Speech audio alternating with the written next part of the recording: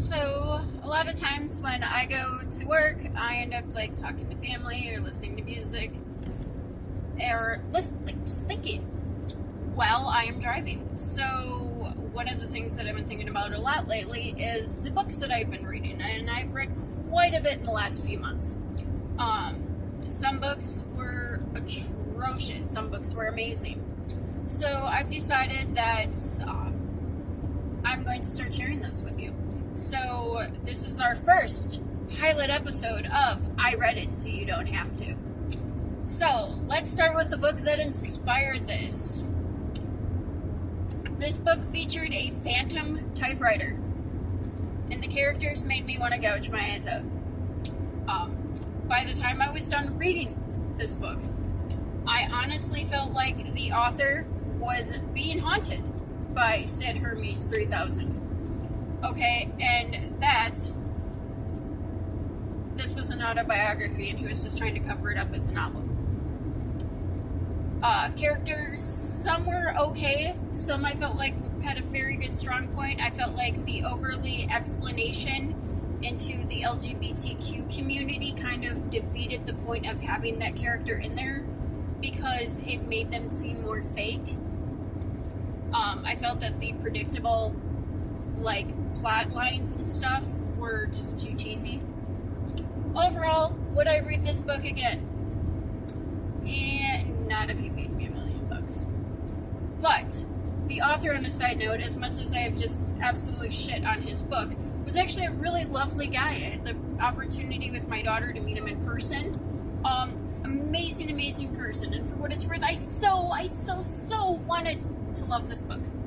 Unfortunately, not happening.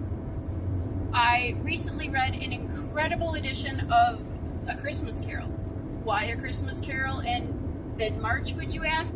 Because it was a pretty edition. It's on my TBR list for my book challenge for the year. I have to read 40 books, and it covered it. It was a beautiful edition, and I am so envious of how beautiful that they got to talk back then, because I'm realizing that the way that people talk now, quite frankly, sucks.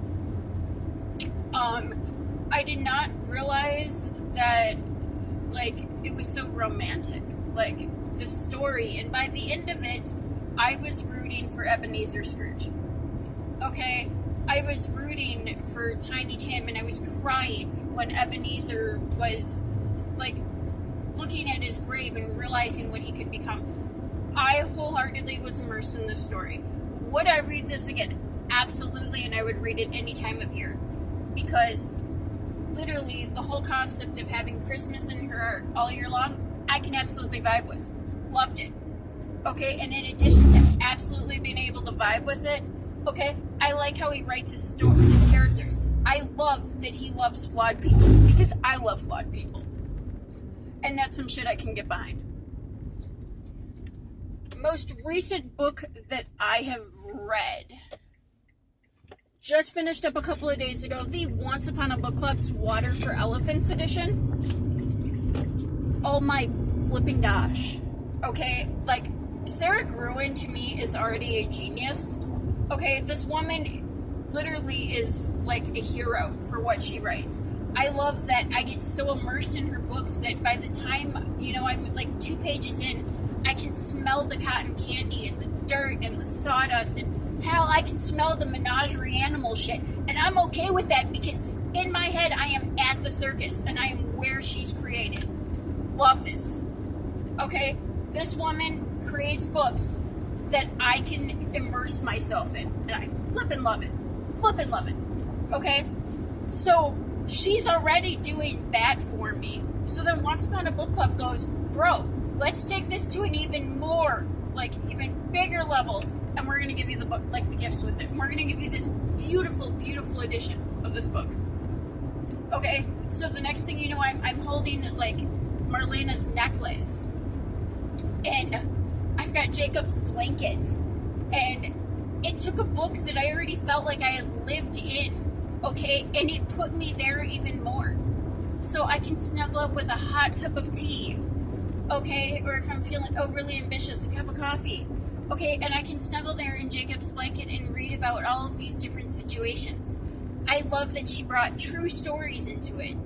You know, she literally dragged in like goofy stories about like, you know, elephants and people's garden patches, and that she took like, you know, the lion next to the dishwasher underneath the sink, you know, like stories that are circus lore, but they're circus lore that happened. And she's dragging those in and making us feel even more a part of that world.